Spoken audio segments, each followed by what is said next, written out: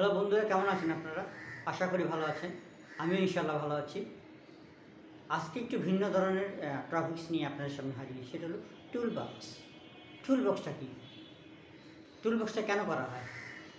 এই টুলবক্সটা হলো প্রতিটা কোম্পানিতে বা সিকিউরিটি ডিপার্টমেন্টে প্রতিদিন 3টে শিফটে একটা টুলবক্স হয়। অ্যাডমিন লেভেলেও এই সিস্টেমটা চালু আছে, বা ম্যানেজার লেভেলে যারা আছেন তারাও এই জিনিসগুলো করে থাকে। এই টুলবক্সের মাধ্যমটি হলো 3টি জিনিস নির্ণয় করা খুব সহজ। সেটা হলো অতীত, বর্তমান এবং ভবিষ্যৎ। গতকাল কী হলো সেটাকে সামনে নিয়ে আসা, আজকে কী কার্যক্রমগুলো হবে সেটাকে বলা, এবং ভবিষ্যতে আমরা কী ধরনের কাজগুলো করব সেটা এই একই টুলবক্সের মাধ্যমে আপনি সব জিনিস সমালোচনা করা বা ইনফরমেশনগুলো ডেলিভারি করা। এর মধ্যে সবচেয়ে সুবিধাজনক হলো আপনি 10টা লোকের কাছে 10 বার বলা আর টুলবক্সে বসে একবার বলা সমান কথা, কারণ 10টা লোকই আপনার এখানে প্রেজেন্ট থাকতেছে। সুতরাং এই 10টা লোককে বারবার না বলে একবার বললে আপনি কী হলো, জিনিসটা স্প্লিট হয়ে গেল। তাদের সুবিধা কী, তাদের ফিডব্যাকটা কী, এবং তাদের মধ্যে কী ধরনের আচরণ আসতে পারে বা কী ধরনের ফিডব্যাক আসলো, আপনি একই জায়গায় বসে একই সময় সেটা নির্ণয় করা হয়। এখন টুলবক্সের গুরুত্বটা যেমন আছে, এটাকে ইমপ্লিমেন্ট করাটাও খুব জরুরি। আমি টুলবক্সে বললাম এই কাজগুলো হবে, এবং সেই কাজগুলো কি ইমপ্লিমেন্ট করা হয়েছে কি না, নেক্সট ডেতে আমি কিন্তু এটাই ফিডব্যাক নেব। যদি ফিডব্যাক না নিই তাহলে কী হবে, আমি যে কাজগুলো ইমপ্লিমেন্ট করার জন্য বলেছি সেটা আদৌ হয়েছে কি না সেটা আপনি বুঝতে পারবেন না।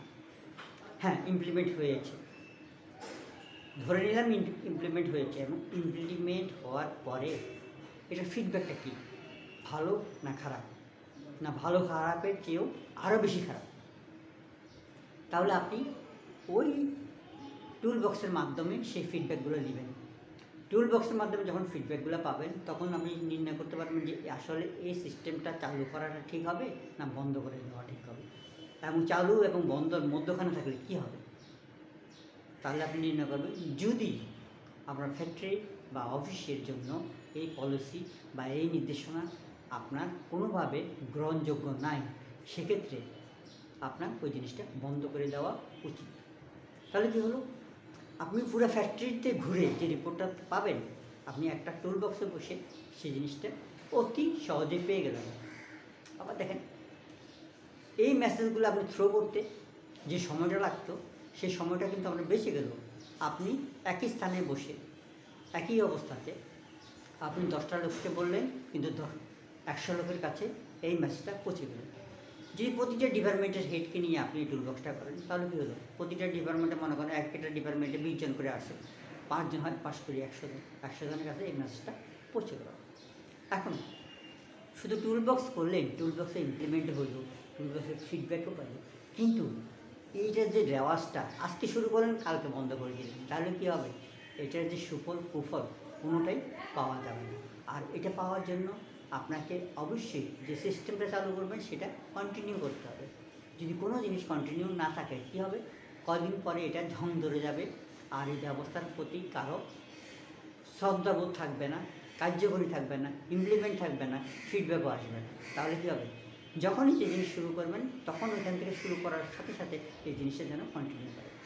আপনি 10টা জিনিস স্টার্ট করার দরকার নেই, আপনি 2টা জিনিস চালু করেন এবং সেটা কন্টিনিউ করেন। আপনি একটা জিনিস চালু করেন, সেটা কন্টিনিউ করেন, তাহলে কী হবে, ওই জিনিসটা অবশ্যই আসবে। আপনি যদি 5টা জিনিস নিয়ে দৌড়ান, দেখা গেল যে একটা ইমপ্লিমেন্ট হলো না, তাহলে কী হবে, কোনোটাই কার্যকরী হবে না। এই সম্পর্কিত অনেকগুলো ভিডিও আমাদের রয়ে গেছে, আপনারা আশা করি দেখবেন।